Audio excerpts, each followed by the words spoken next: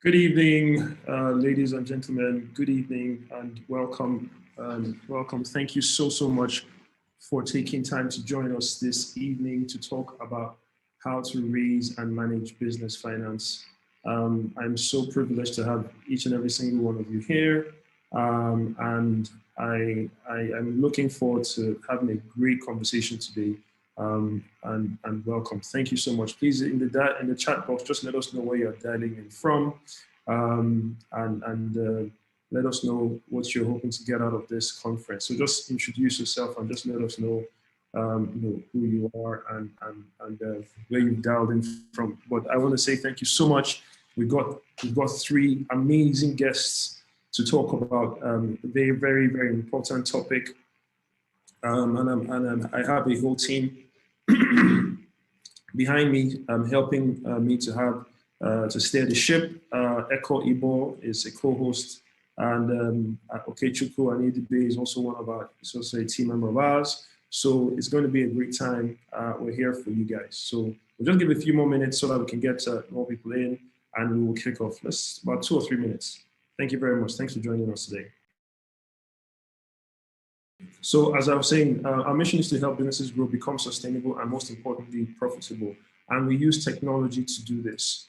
We serve businesses right across Nigeria, from Lagos to Oyo State, to Kaduna, to Rivers, to Delta. We have businesses who we support and technology and accounting and business support services.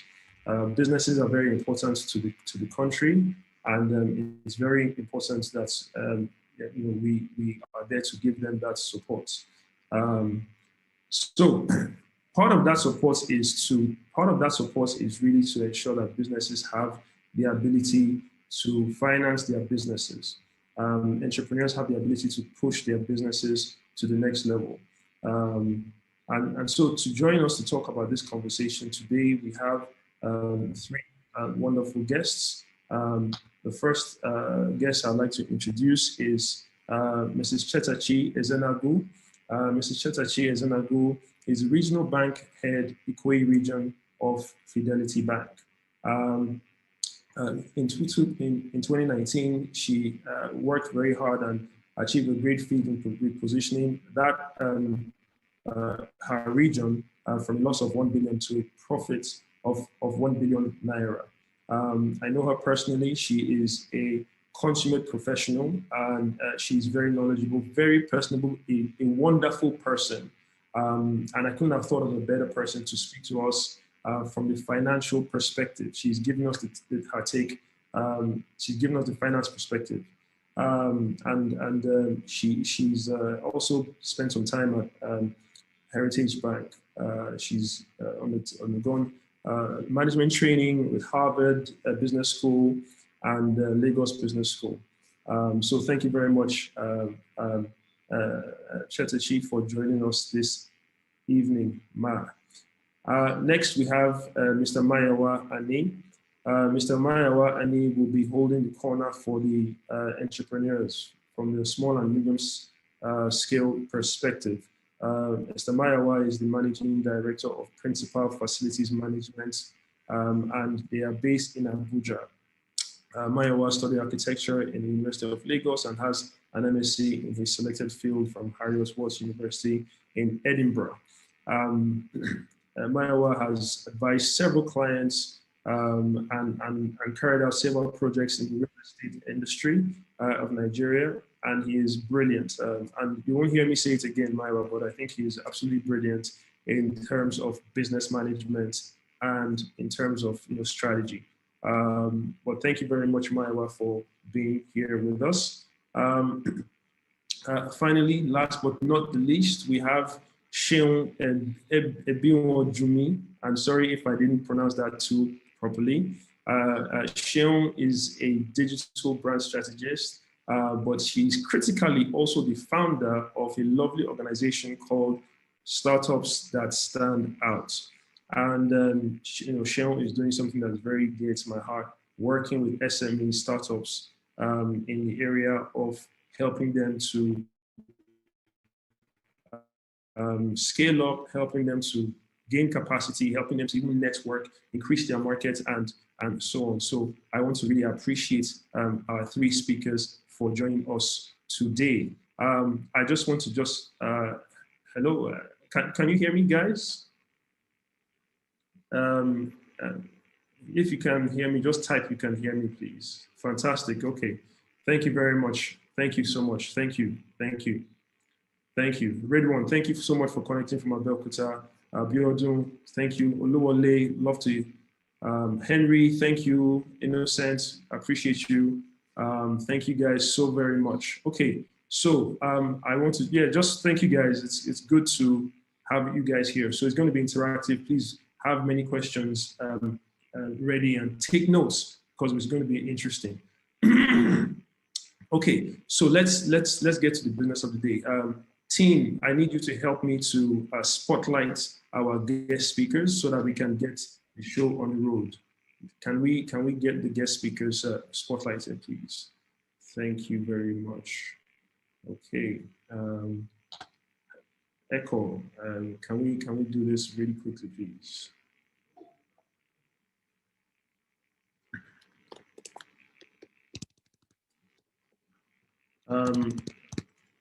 Do we have Mayowa in? And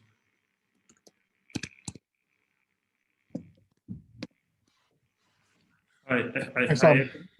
Fantastic. Thank you very much. Okay, you are fantastic. Thank you very much. Do we have Chetachi here as well, please? Madam Chetachi? I wonder if you can please unmute your, you can show us your video so we know that you're with us, please. As well as Seun as well, please.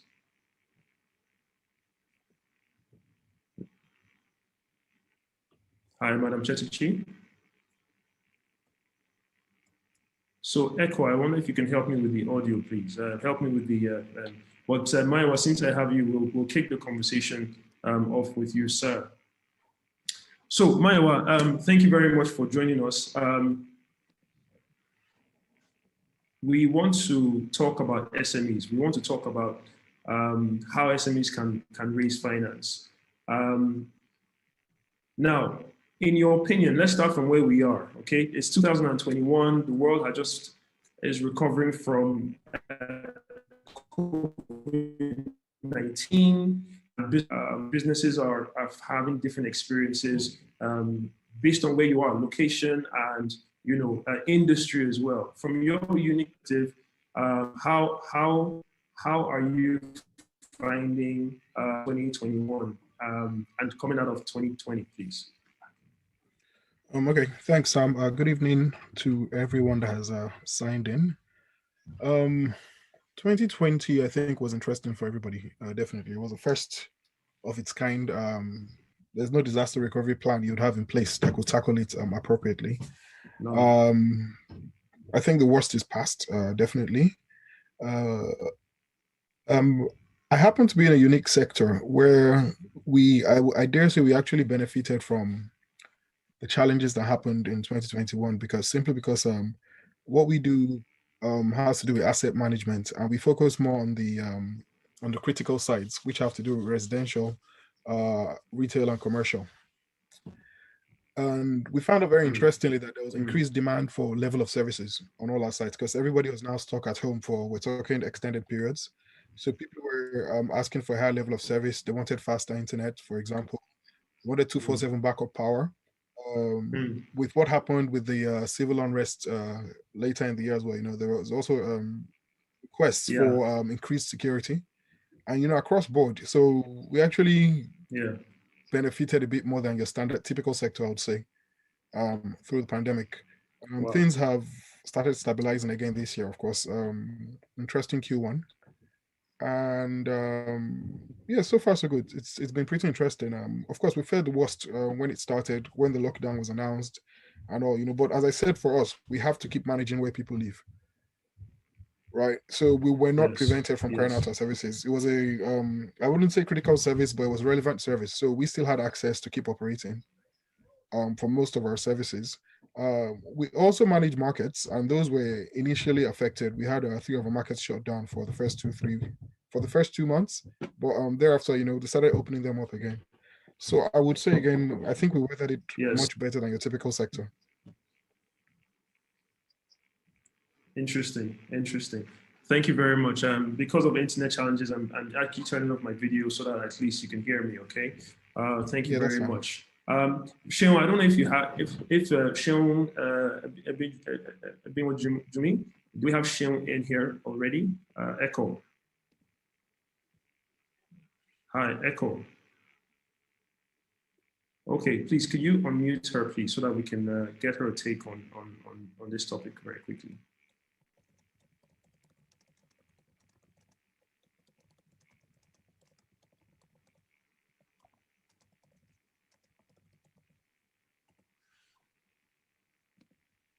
Okay, I mean, well, it seems like we're having some technical challenges with do we have her here yet? I can only see a video.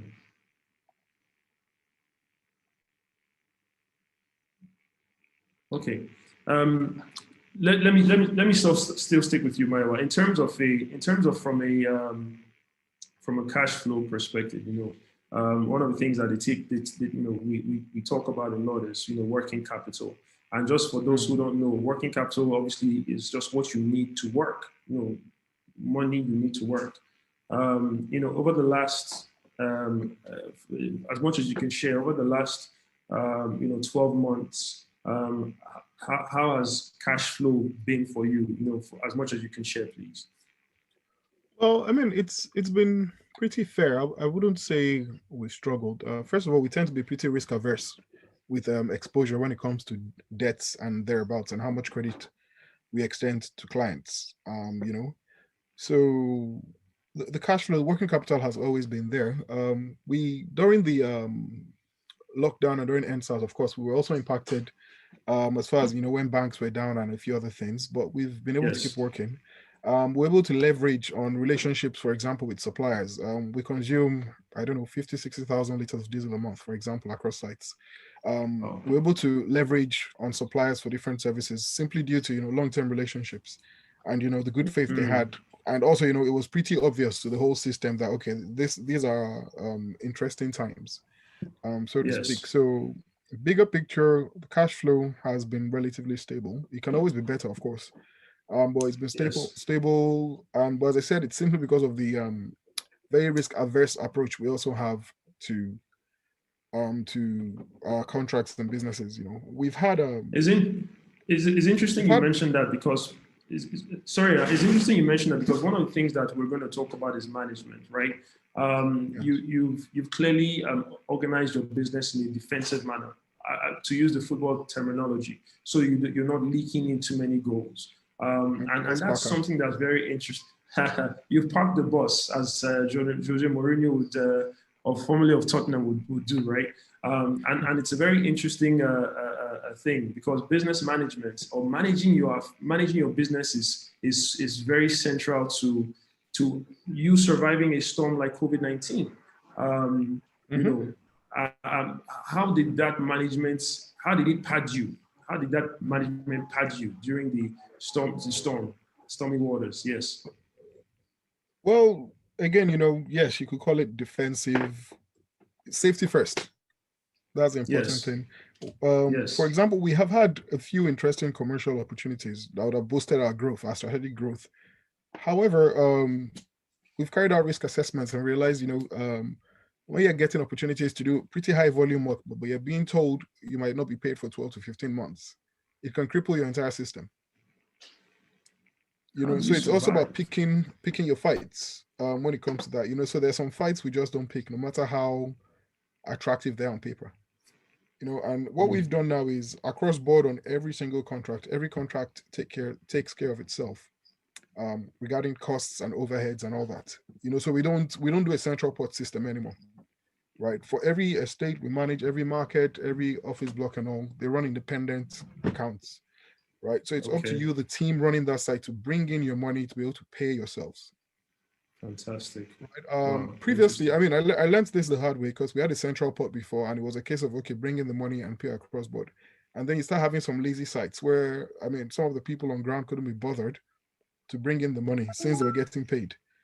And then some sites you have funded from start running out of cash. So we learned the hard way not to do it that way. So, everybody's siloed when it comes to cash flow and finances. Every site is responsible for itself. Every site is its own cost center and its own profit center. Fascinating. Fascinating. Which is how we put the controls in. Yeah, no, we do something similar in our organization. I have, thank you very much, Mayowa. I have Seun. Seun, hi, how are you? Thank you so much for joining us. Hi, Seun. So everyone, Seun is the founder of Startups That Stand Out. Seun, I want to make sure you can hear me and see me. Yes, I can. Okay, awesome stuff. So Seun, can you just introduce your startup community and tell us what you guys do, and tell us what 2020 and 2021, how it's been for you, for for your business, for your community, and particularly from a cash perspective, finance perspective. Okay, so Startups That Stand Out is a community of startup founders, basically, and entrepreneurs. We are not limited to that. We are also people that have business ideas but do not know how to express it and do not know how to, start the whole thing, are also part of the communities. Also part of the community. So we are startup communities. We help startups to connect them with opportunities, information, and activities that will help them build a brand that stands out, even as a startup. So we do that through like 5 approach, like our community of like minds, where you come together, share ideas, talk to each other, ask questions, and get answers. And we also do that by our events, monthly events, like just this that we are trying to partner. Okay. We try to partner with organizations with similar goals like yours, and yes. We also do consultation because we realize that events can be general. We can come talk about general things. What if I need a personal answer? What if I have issues? What if I have a different issues apart from others? So then we use the consultation approach, and we talk to experts, and then the entrepreneurs and the business owner get to meet with the experts one-on-one and talk about the issues. And then we also have resources that we've not really worked on, but we are thinking of creating a platform where startups can easily get access to for information that is strictly about business development and anything that improves startups, basically. And we also do a follow-up process. That means we'd get to know you, we get to know what's up with your brand, how are you doing, what do you need. So by then we get better. By then we know the next organization we are collaborating with to achieve the goal. Yeah, right. So what has happened in 20? So for your members, how did they find 2020 and 2021 so far? How are they coping? How are they managing? Okay, so 2020 has actually been, I don't want to use the word crazy, but challenging, right? Because a lot of people actually did well, and a lot of people did not do well. So, but there's one thing that and for those people that did not do well, I think basically 60% of them are people that really do not know much about digital marketing, online, anything basically online. So we try to make them, we try to bring them to the tech world, to digital world, so that they can strive. Right. And to the finance part, that's actually why we are doing this event with you, so that they can understand what it means, what it feels like, how you can manage your money, how you can do better in finance. Right. I don't know if you can hear me. Right. I can hear you. I can hear you. So in terms of finance and cash management,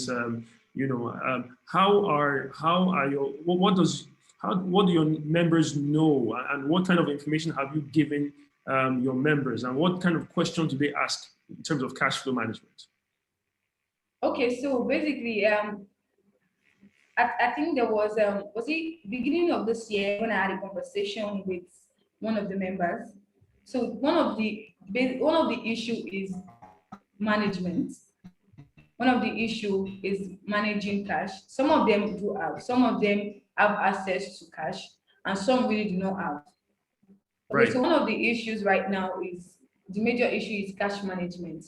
How do they manage this cash? So part of the information, and although some of them have issues with getting the first capital. So by then we try to get source out for people, organizations that give grants, organizations that give loans, and then we try to solve that.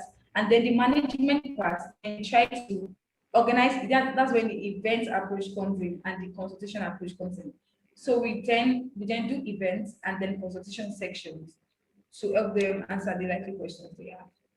Fantastic. Thank you very much. Thank you very much. I wonder if I can move over swiftly to Chetachi. Chetachi, are you? Good evening. Thank you very much. Good evening. Hi. Thanks a lot for joining us. Again, just for guys who don't who are coming in a little bit late. I call her Madam Chetachi, my Oga. She's my Oga at the top. A very accomplished banker. If you see her, you won't even know. Very humble person, but very, very knowledgeable.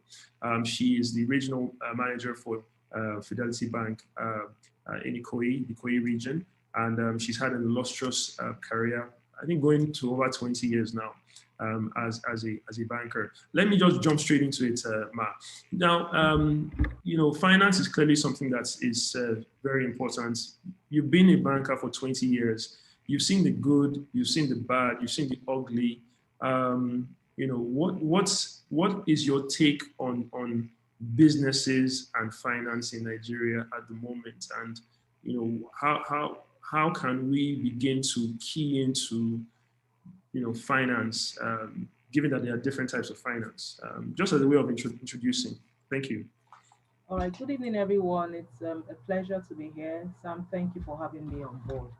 Now, you talked about businesses. You know, in the banking space, we call them small, medium entrepreneurs. So you have the small businesses, you have the medium businesses. And then the funny thing is that anytime you meet anyone on the road, they say, oh, we want to start a business. But the first thing is that we don't have money. That's the first thing. We don't have money. Always. So everyone you see is always, I don't have money and I want to start a business. So it looks like in this part of town, it's money that determines whether you're going into business. And I want to say that is a very wrong myth.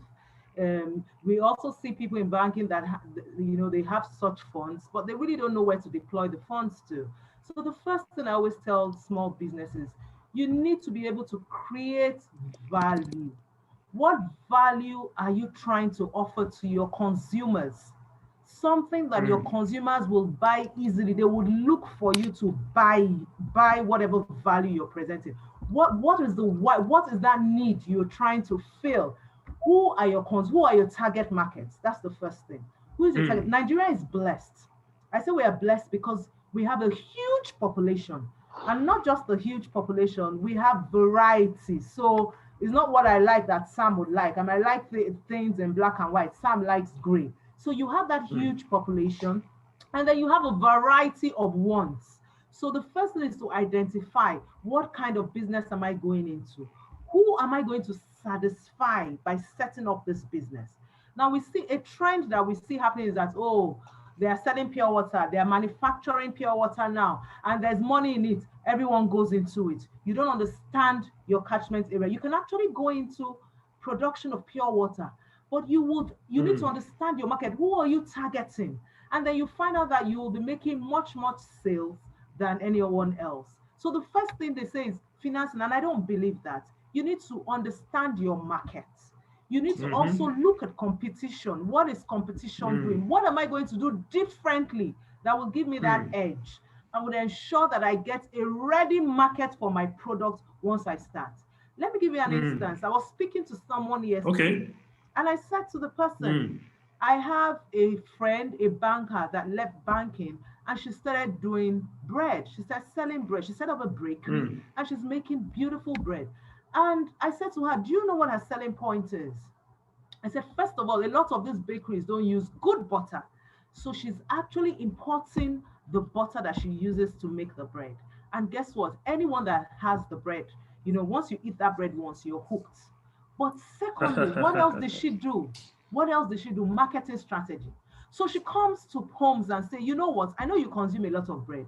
Just pay me 5,000. Give me 5,000 or 10,000. I'll open an account for you. Every week, my boss will come around to supply you. If you want 5 loaves, if you want 10 loaves, at the end of the month, we reconcile. If you're in credit, we continue. If you're in debit, then you have to top up, and then I continue to supply bread to you. Guess what? She told me she started that bakery not up to a year, and she supplies close to 7,000 loaves of bread every day. Wow. Every day. Why? Because she got her strategy right. Now she has sat down and she's understood the market. She knows she's also thinking, how am I going to get the goods across to these customers easily? They don't have to come to the store. Yes, I'll put some in stores, but I need to save them the stress and add a premium. So instead of going to the store to get my bread at 450, I would supply to you at 500, just 15 naira premium. I'm going to bring the bread to your house so that you don't have distribution. So distribution is sorted out. So in essence, you need to get your strategy right. Ensure that there's actually a need that you're feeling. There's actually a gap that you're trying to fill. And then once you get that, then you can start thinking of financing. When people say to me that they're looking for money, I said to them, what do you have in your hands? What do you have? How have you started? Because it's not just about money. It's how do you start? Days of little beginning are not forgotten. They're never forgotten. So I say to people, start off small. You like to do this, but start off small. Don't go out to start looking for debts. Because you see some people, they have fantastic ideas. And they say to you, I want to borrow 5 million to do this, to do that. And I say to them, let's take it easy. What do you have in your hand? Let's start off small. I've seen businesses in 20 years of my career.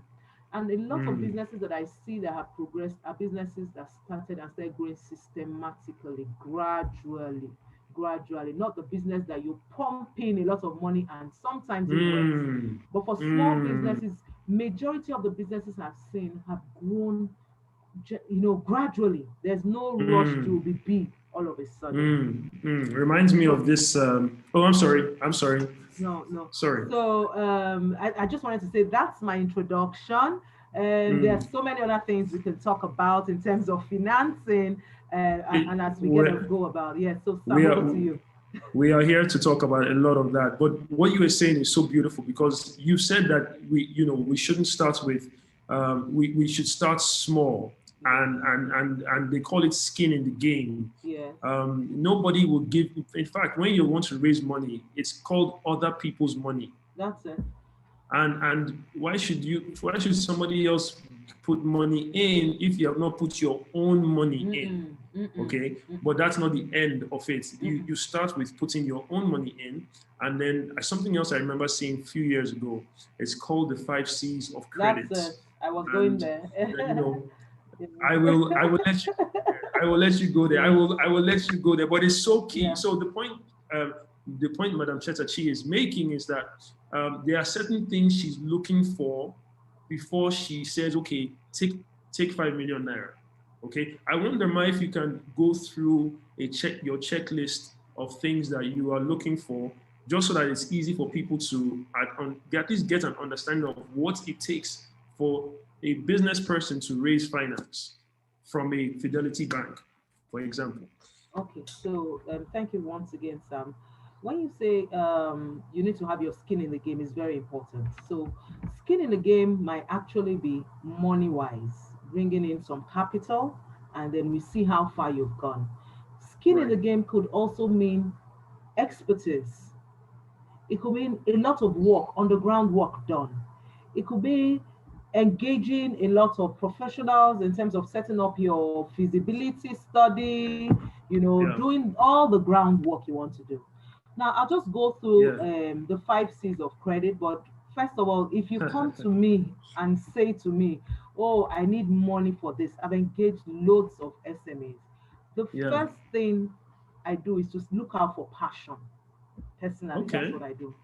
I look out for your zeal for the business. Okay. I look out if it's something that you really, just engaging the person at once, whether this is something the person was forced to do, or this is something that the person is passionate about and says that, oh, I need this to happen because I say I'm going to satisfy this need of so people, So that is what I look out for first. Now, the general 5 C's of credit will say character, which for me is key. I look out for your character. Yes. What kind of person are you? Are you a person of integrity? So let me tell you how I look out for character. So you have a small business. I always say this to SMEs. Accountability is key. How do you, in terms of your financing, how do you run? When I see SMEs that run their business accounts through their personal accounts, I'm not too happy about it. Because I say to them that, me too. Big problem. How do you account for the volume of business you've generated in the course of the period of review? Why would you mix personal funds with your company funds, and at the end of the day, you don't know whether you're making a loss or you're borrowing from, or you're taking more money from equity, or so. For me, I also look out for that accountability. How do you run your business? You don't have to have 1 million naira to start running an account. So we, for instance, banks, we say, please, we want to see your statement of accounts. If you're not banking with us, we say, okay, you bank with GT. Let's see your accounts with GT. What are we looking out for? Monies are going in, monies are going out. And those monies going out are going to finance the business. That's what we're looking at. Okay, so it must be going to the business that you want to finance. Yes. Not to school fees. Not to school fees, not for holiday. No, not for buying a new outfit, not for, we have quite a number of names. We look at, is this person paying, are you paying yourself? If you're paying yourself, is it your salary? You can actually pay yourself through your company. Is it your salary? But when we see like multiple payments in a month going to you, then we start to wonder, this won't be your salary. So accountability is key in terms of you being able to account. Character, like I mentioned, integrity. Will this person be able to pay, will this person be able to pay back this loan if he or she has the money? So I always do my background checks to say, okay, some banks say, let me see your credit. Do you have any credit history elsewhere? If you don't have, some banks will say, okay, let's do some due diligence in terms of background check, running a background check on the person. I do that quite a bit. I try to find out who your current banks are, and then I do background check. And then capacity. I look at the business itself. Is this business actually going to meet a need? Are you just setting up a pure water factory because everyone is setting up? No, if you don't give me a contingent reason, if I don't see clearly demonstration that, I am setting up this pure water factory in this location, because this location, the competition is doing this. There's a gap. The competition is not being able to meet up with the volume of demand. So I see a lot of people going to queue. They queue for money to load their trucks of this pure water. So there's a gap. If I set up a factory around there, I'll be able to, take some of the ready markets available. So I look for capacity. Are you going to be able to take this money, and will the business be able to pay itself? And then I look at capital. How much have you invested in this company? So I'm talking about the 5 C's of credit. I've said character, I said capacity, and I'll say capital, which is also key.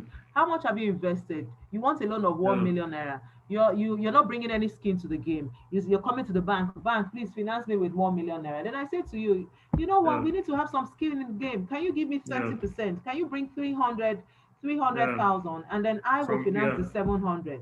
Well, that is very critical, because I know you have a skin in the game, and what that means is that you would ensure that business survives. You will push in all that you have because you have invested some capital in it. And then a lot of times we now talk about collateral.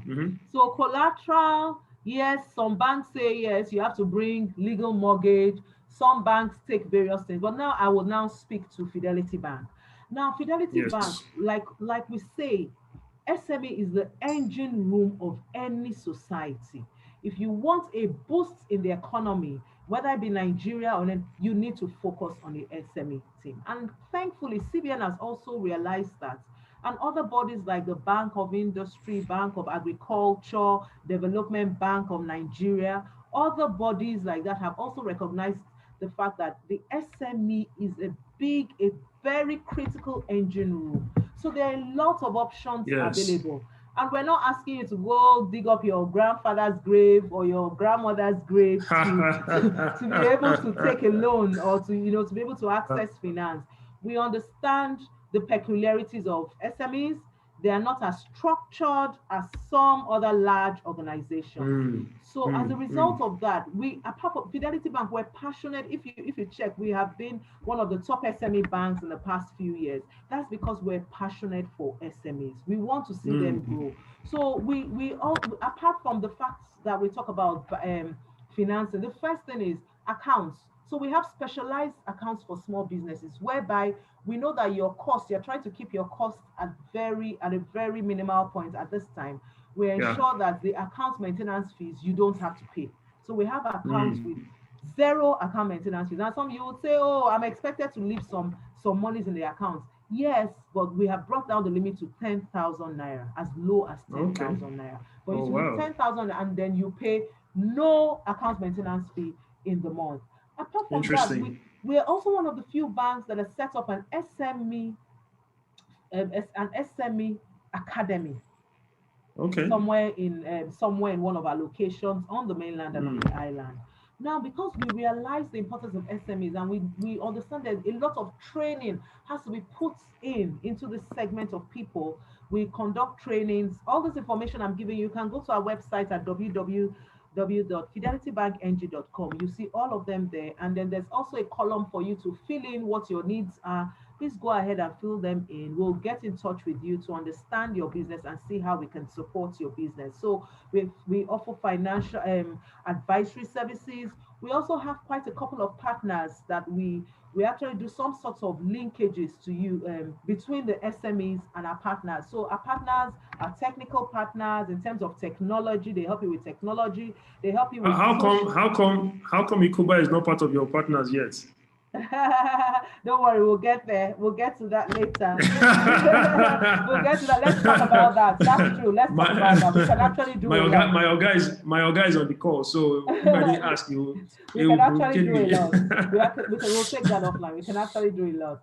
So we also have partners that provide technology services, social media. You know, we all know that the market has moved now to more on the social media. Totally. You have a big marketplace in the Instagram market application. Yeah. So we also have people that will train you on how to ensure that you're able to attract the market people over the social media space. And then we also have partners with bookkeeping, which is very critical, and accounting on how to manage your finances in terms of the kobo. That's how we call it, the kobo that comes in, how you make your expenses, how you can get good deals, how you can engage with a community of like-minded people, whereby you can actually leverage on opportunity costs to be able to get good deals on some of these services that we offer. Then another thing we're passionate about is the Fidelity SME Forum. It tunes on IFM, that's Inspirational FM 92.3, Tuesdays 6:30 a.m. And then we have a repeat broadcast on Thursday by 6:30 p.m. in the evening. And then we also take it to Instagram every Friday, 12 noon. Just go on to our website and you see us there. Now, what do? We bring in entrepreneurs that come to speak to us about their story. You know, nothing connects as much as an entrepreneur telling you of the struggles, you know, they went to be able to grow their business to where their business is today. I have been on that forum about once or twice. And on one of those times, I hosted Prince Ebano Supermarket. And I must tell you, it was a beautiful session because he told us how he started his first store somewhere in Bagada and how that first store was his house. In the night, he will turn the store into his house, close up the store and sleep in the store. And then in the morning, he opens up for business. And you see the dogged nature of what he's gone through. And you see the name Prince Ebano today, where the base. So Prince Ebano is just a man like you and I, and you can take your business to that level. I can tell you that his model has worked perfectly. He's not leveraged to banks in Nigeria. as we speak. Prince Ebano Oh, wow. doesn't, he's not leveraged, he doesn't take financing, he's not leveraged to any bank in Nigeria as we speak. That's because he's come up with a model and he's grown systematically to where he is now, that a lot of people now dump goods on him and say, you know what, just sell. When you sell, we'll take our money.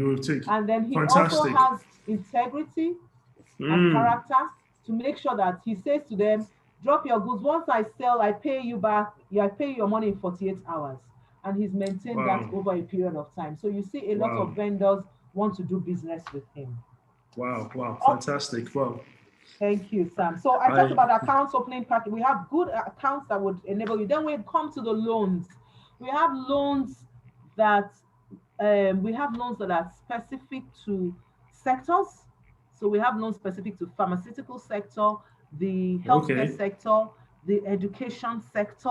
So we also understand we have loans for people that are even in the markets, that we understand that their businesses are day to day, they need to sell. So just like interestingly, what a microfinance bank will do, we have a product like that. Interestingly, we are positioned in the market in the market as well, and I found that in the market the dimension is very, very different. The way an Ebano would work is different from the way a Mama BC would work, or a Chukuma in Alaba would run his business, and it's something that we're learning very, very fast on. Real quick, I just wanted to kind of divert the conversation a little bit into managing of finance, because clearly, whether or not you make money, you have to manage your business, and you will only give money to a person who is a decent manager of money, because it shows. So I'll ask you first about managing finance, and maybe 2 or 3 points about what it takes to manage money. Okay, what should not a good money manager do, but a good business manager who manages money in his business? 2, 3 points, then I'll take that question to Mayowa and to Seun. So you first, Madam Cheta. So Madam Chetachi. So thank you, Sam, once again. There's no laid down rule. There's no rule in any book that will say this is how you're going to be able to manage your finance. So like I said, businesses have different peculiarities. But one thing that I would say is that, even, permit me, I'm a Christian, so I would share. The Bible says that if you're faithful in little things, you will be faithful in bigger things. So I said something earlier. I say to them, what do you have in your hand? What do you have? So we look at how much capital you have. How are you running on the capital? So how are your expenses for the month? You need to keep your expenses as low as possible to the barest minimum, especially when you're just starting up. You need to, sorry, just a second, my battery beeped, so I'll just turn it on. Yes, I'm back on. Oh, okay. I'm back on. Okay. So you need to keep your expenses as minimal as possible. Now, focus your expenses to growing the business. Any capital you have should be plowed back into business. Do not eat your profit before the business kicks off. So take, for instance, I'm trying to practical. Practical, and then come down to everyone's level. Like you set up a business. I'll go back to pure water. You set up a pure water factory, or not even pure water, you're selling food. And then you're selling food, and at the end of the day, you make 300,000. Now, ploy back the 300,000 into trying to get good deals. You're restocking your raw materials. Your raw materials are now your foodstuff. Now, you know that the more quantity you buy, the less costs it gets to you. So try as much as possible to be able to stock on your raw materials. I would expect that from the 300,000, you would pay salaries, probably 30 to 50,000. Then out of that, at least 50% should be 50% should be for raw materials, and then the balance should be how to ensure that the business is actually growing. Now, a lot of people do not manage their finances. Once they have 100,000 and they make 100,000, the first thing, oh, is to go buy a new phone. Oh, the next thing is to take care of little expenses here and there. No, I say to people, you will get to that point whereby you would spend, if you want to buy a car, you will be, but focus on growing the business. Inject as much capital as possible.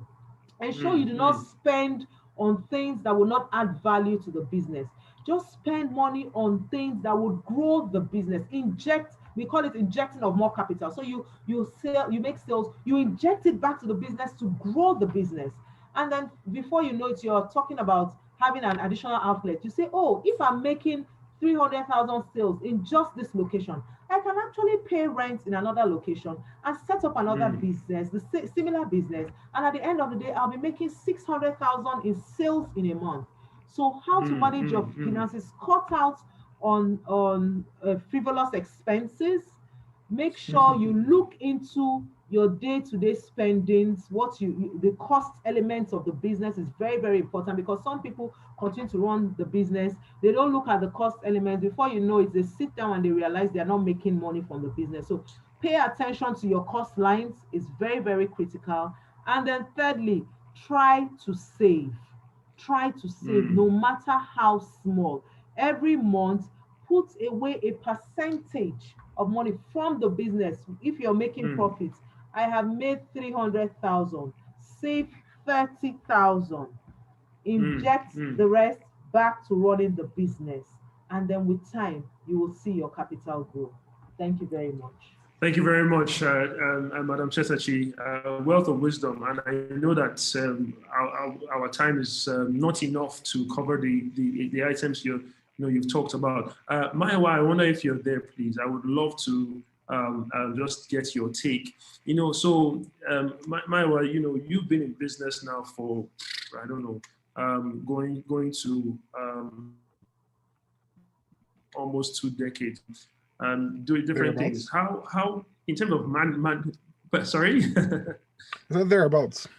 Thereabouts, exactly. So in terms of managing finance, just give us a brief take. Obviously, I know a little bit about what you've done, but what nuggets or what things can you share with the guys on here about managing finance and the importance of managing finance? Yeah. Okay. A lot of it aligns with what Cheta has said. I mean, you have to be aware of your resource limitations. When I started off, I think for the first year or more, I was using my own personal old laptop. I would share the desk with a member of my team. Wow. There were sacrifices. You could always go big and go splashy and go loud. And also when you go out and go down in flames, to also be, to also be splashy. So there's that, you have X resources and try and work with the resources. For a business, you need to work with budgets. Your budgets are your lifesavers. Budgets, very important. Yes, because before any billing cycle, you have immediate clarity on what is possible and what is impossible. Forget desired. We can almost never tick all the boxes. But if you're budgeting for this month that you have 35 million to spend and you're bringing in a forecast of 48 million in expenses, there's a big problem already. But if you don't even write it down, how will you know? Exactly. When you don't write it down as well, because you run into trouble, you either end up accumulating debts, on credit, and when it's time to service it, it's still the same problem. So it's always very important, to have strong financial structure behind you. No matter how small you are, you need somebody, an accounts assistant, an accountant. A lot of companies are starting to outsource their accounting services. Yes. Where they're using almost a consultancy model, and the resource comes in maybe once a week, twice a week, handles your finances for you and guides you what you're able to do at any given point. It's I can't overemphasize on that. It's what you're saying is something that's very, very accurate, because even in our own organization, we also we provide outsourced accounting services. In 2021, it's criminal that you don't have your basic records to say this is what I've done and this is what I want to do. You need to, as you are buying rice or buying fuel or paying salaries or paying for NEPA, whatever it is, you need to actually write down these things. Exactly. So record keeping is very important. Sorry, you were saying. Yeah, so as you said, record keeping and being able to plan and work within look, your obvious boundaries at any given point. That's critical. Having a reserve, and another thing is you can't just plan for next month. You must be able to have a mid to short term plan. You must have cash flow plans, even if you don't have the balance, for at least 6 months. You must have an assurance of how your cash flow will look for a 6-month period to know you remain in business and you keep operating. Cash flow management. You can't just plan for this week and tomorrow and say, oh, things will work out, or by God's grace. And that's slightly high risk.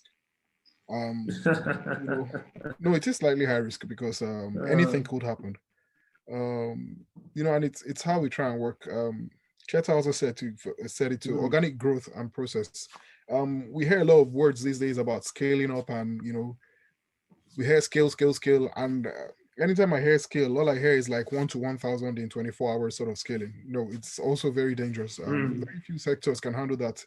Very few systems can handle that and still keep process and quality controls. The challenge is never scaling. The challenge is keeping at the scale you end up in.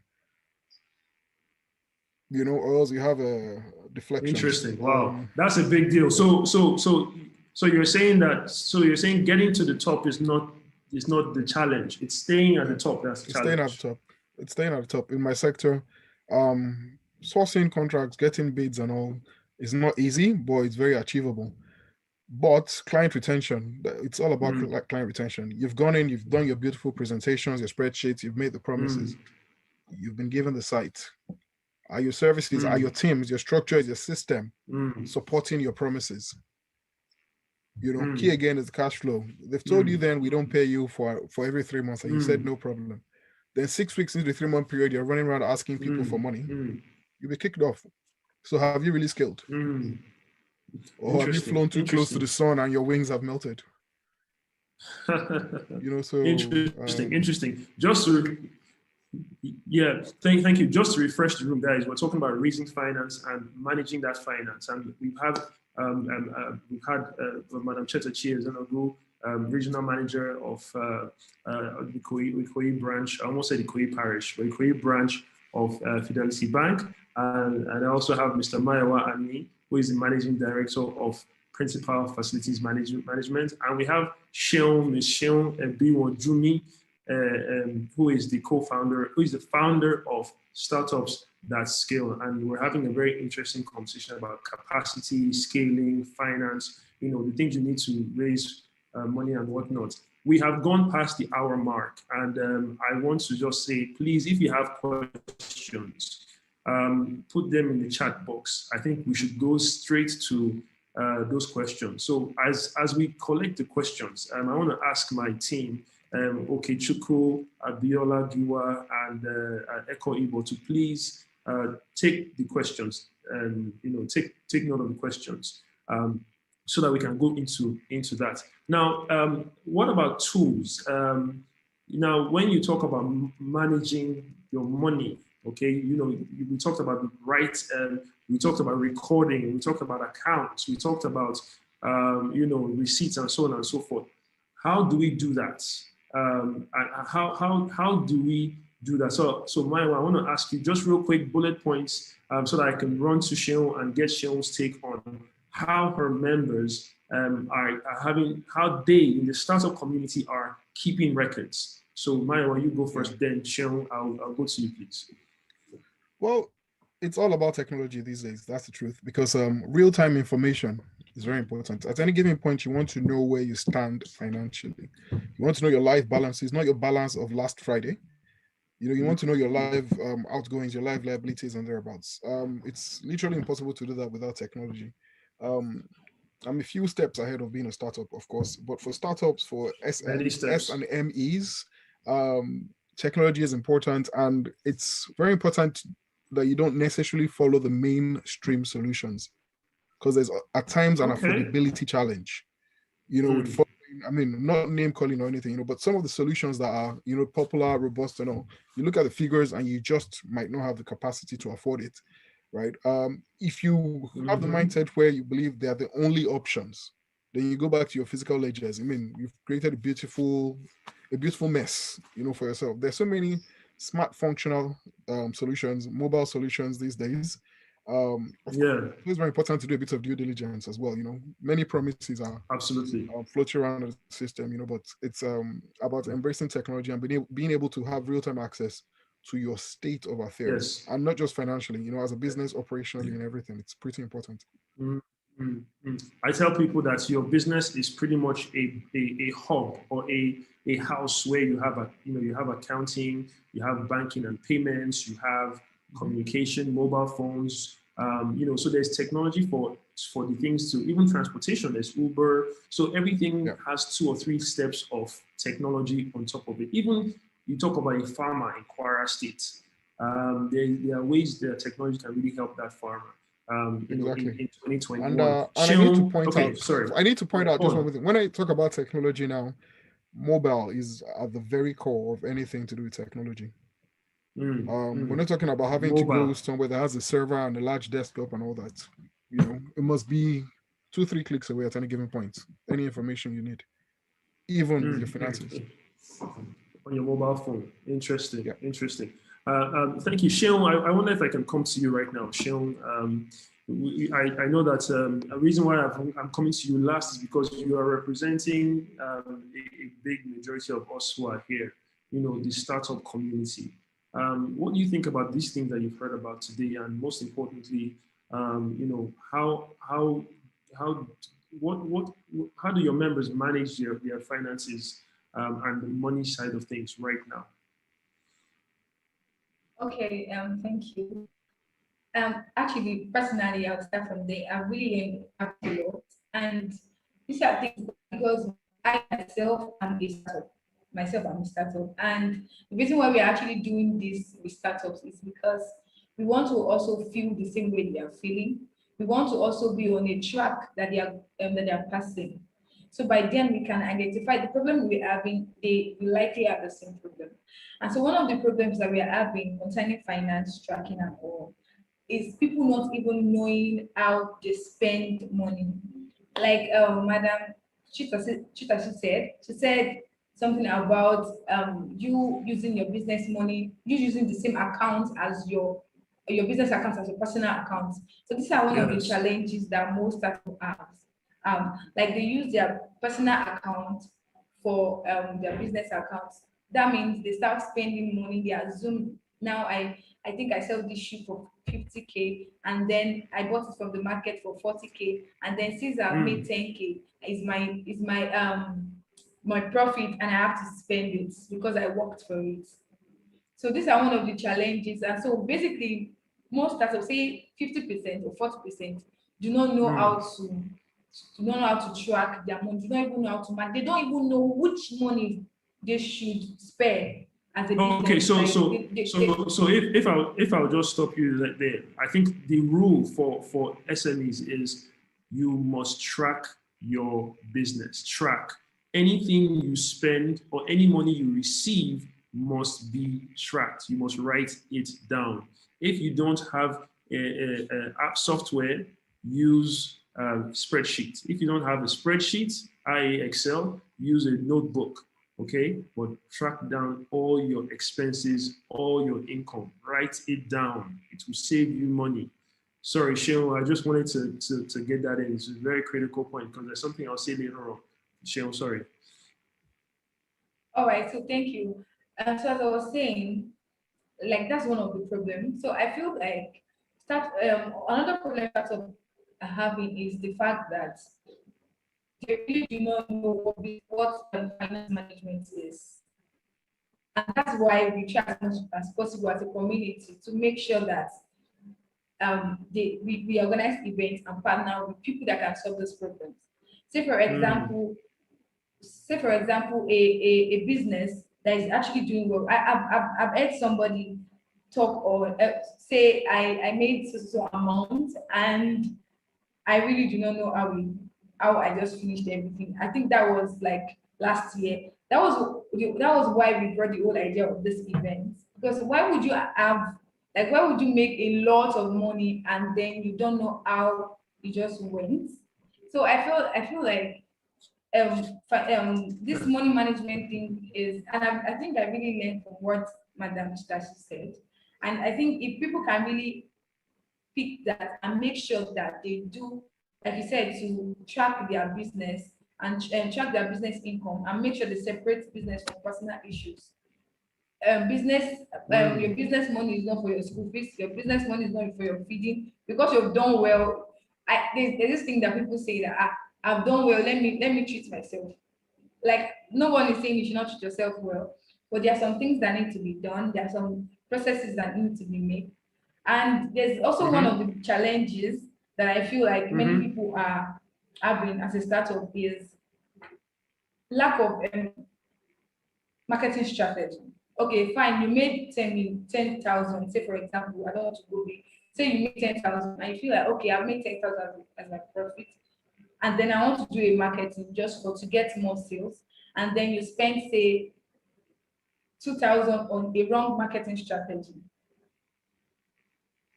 Then I don't think there's anything coming back. So I think and then they will say, okay, I did advertising. Everybody said I should do marketing. I did marketing. I did advertising, but I still lost money. The money that I was supposed to keep, but I keep the money, I would have been okay. But I used it for accounts and for marketing, and I didn't get any results. So one of the ways that startups lose money at times is not having a strong marketing strategy. I don't know where to spend the money in terms of marketing. So I think that. So what I hear you say is that we should add marketing to the things that we are paying attention to. In any business we do, we should add marketing. We should say, okay, you know what? If I have 100,000 to spend, I must cut 1%, 2%, 3%. 10K, 50K for marketing. And obviously, we know marketing, there are different types of marketing, but we won't go into marketing. It's just the point is save some money, and it's part of a budget. You should have a budget, okay? In our organization, we have a budget for digital marketing, for example. So that is something to be very, very focused on. But thank you very much, Seun. I think we got a good idea of what you're saying. I just want to sort of, just whilst you're there, a lot of the things we've spoken about on this call, and some of the things you mentioned are things that we actually, provide in ikOOba Technologies. We have an cloud accounting solution, which is in the cloud. It saves, your data is safe anywhere you are. If you're in Kaduna, you travel down to Lagos, or if you are in Maiduguri or whatever it is, you can sign on and see your solution. We also have this thing called the outsourced accounting service, and people like and it's offering you accounting solutions at a discount price, rather than pay someone who is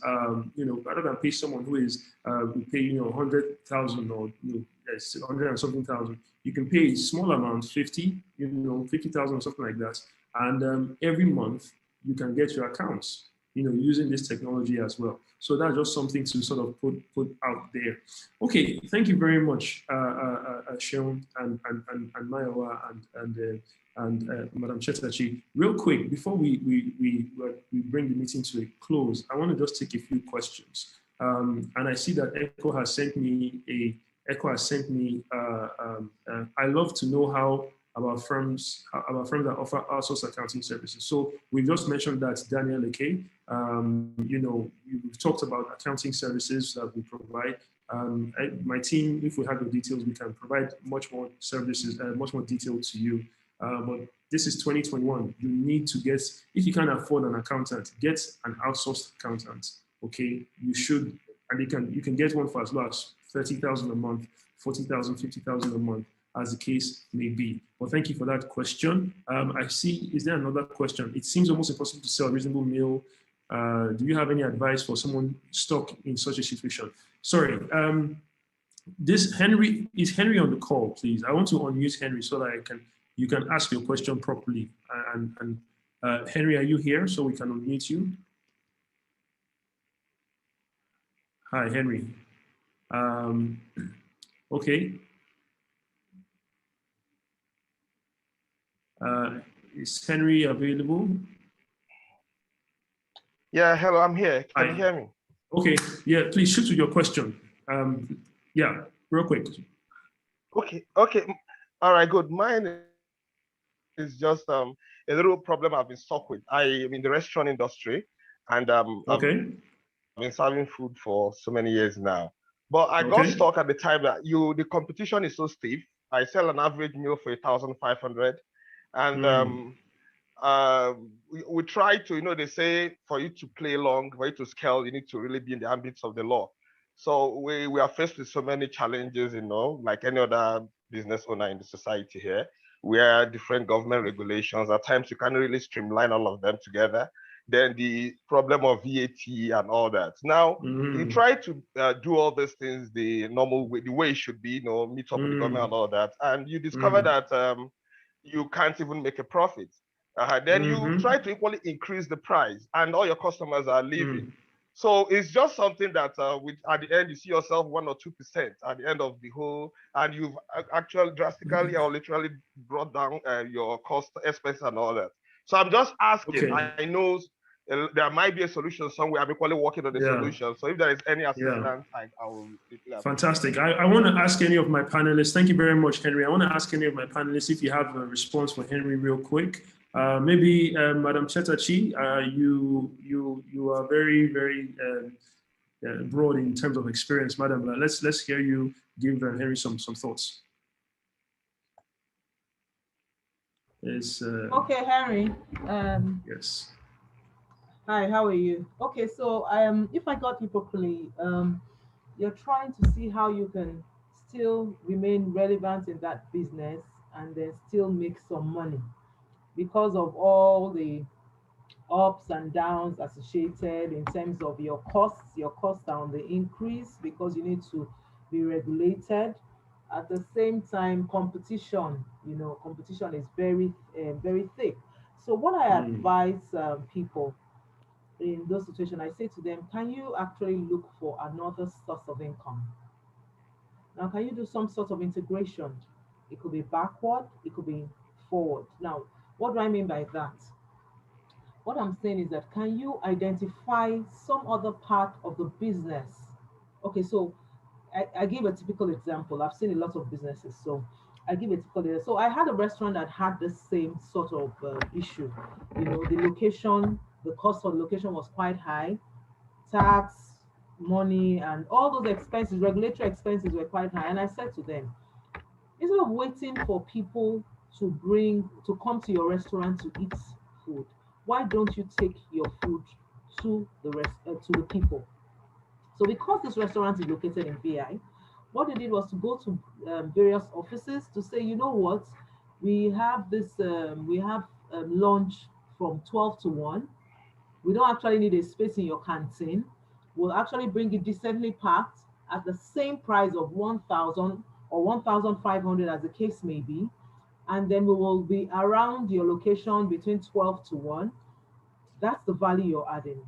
Also, because there's competition, you also make sure that your food is standard. When I mean standard, in terms of the quality, the quantity has to be right, the quality has to be good. So that was what we did. And then we had this business sign up quite a number of, this restaurant sign up quite a number of, so this restaurant would naturally sell a plate of food for like 3,000, 3,500. Now they had to drop their costs and then start visiting these locations, and they started supplying them with meals, and they dropped their cost to about 1,500 or 2,000. And it covered up because at the end of the day, they start getting the numbers. So what they do is that they go to like 10 offices during lunchtime, and they're able to dispose much more food they would have disposed instead of sitting in their office. So sometimes you need to change the strategy around that business to see if it can work. Sometimes you need to also do some sort of integration, look for another part, another value chain, value chain in terms of provision of food, if you still want to do food, or look for some other value. You can actually make snacks, you can diversify and say, okay, I want to start doing shawarma or suya or something that is different, but still with the same line of the restaurant business.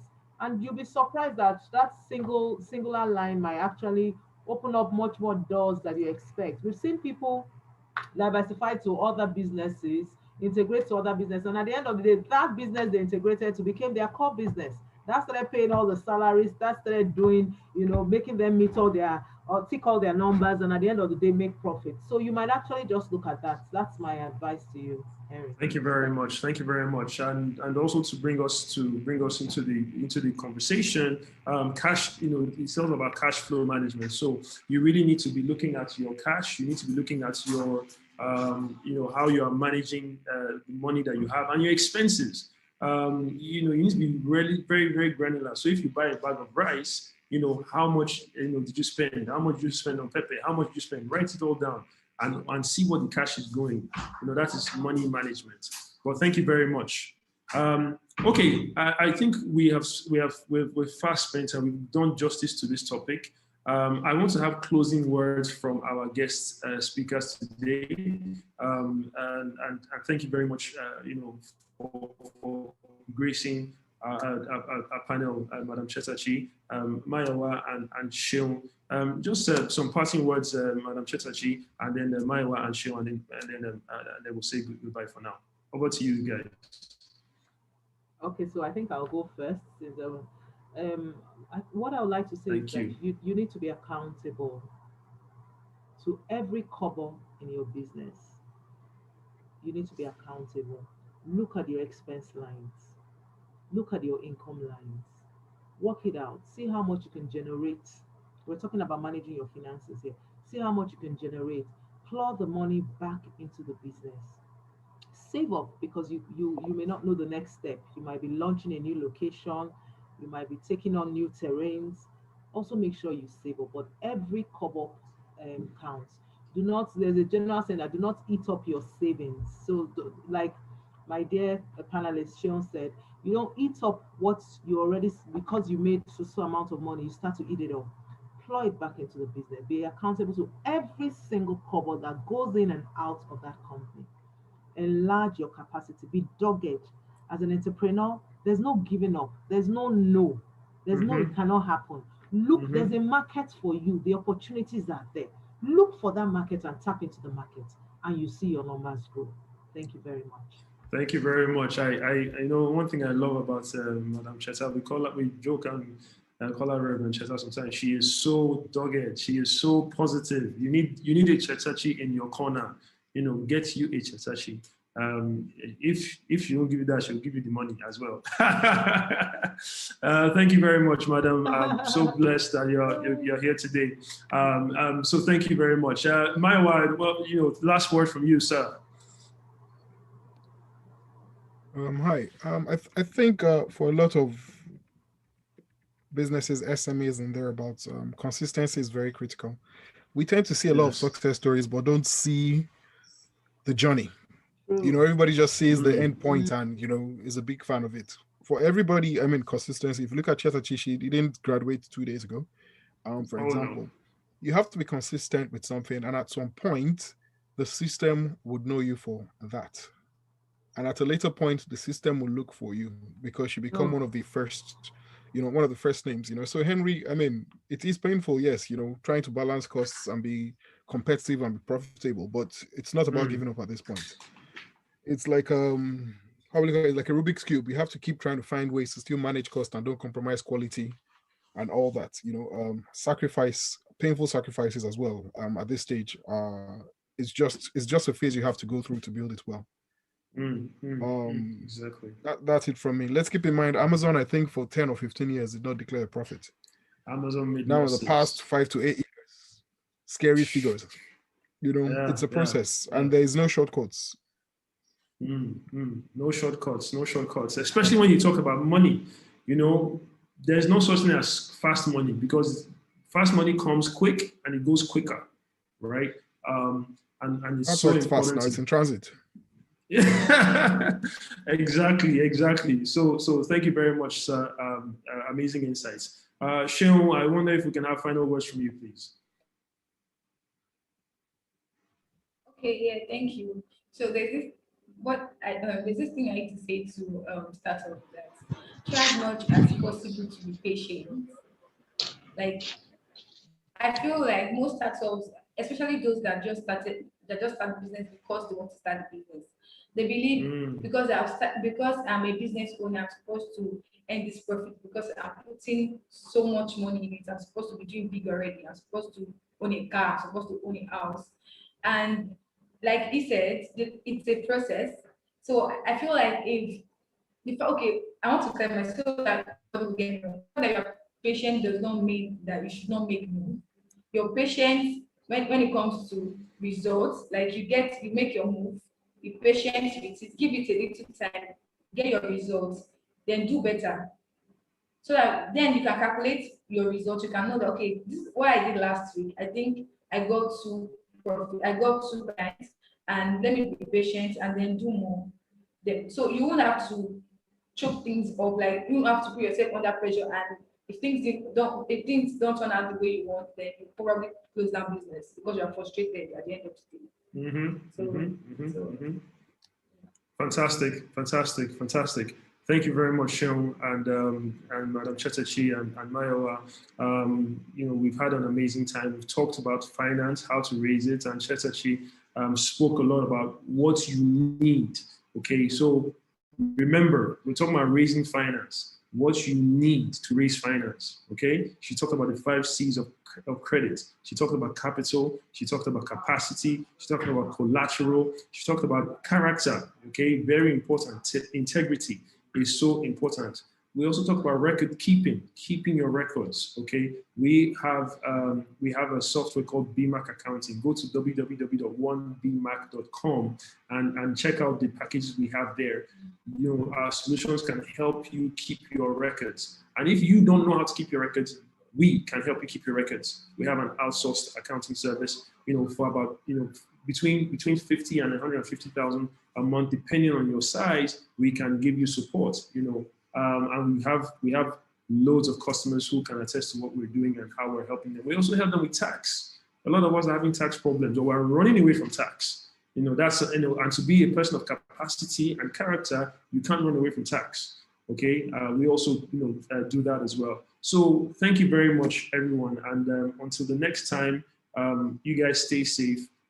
Make sure you become a person of character, capacity, capital, collateral, and make sure you record your expenses and your income. Take care of yourself, and we will see you soon. My very best wishes. Thank you so much, guys. And if you have any questions, put it in the chat box and we'll get in touch with you guys. Have yourself a lovely Friday, lovely weekend, and God bless you for now. Thank you very much, guys. Thank you, Chetachi. Thank you, Mayowa. Thank you, Seun. Take care, guys. Bye for now. Bye. Thank you.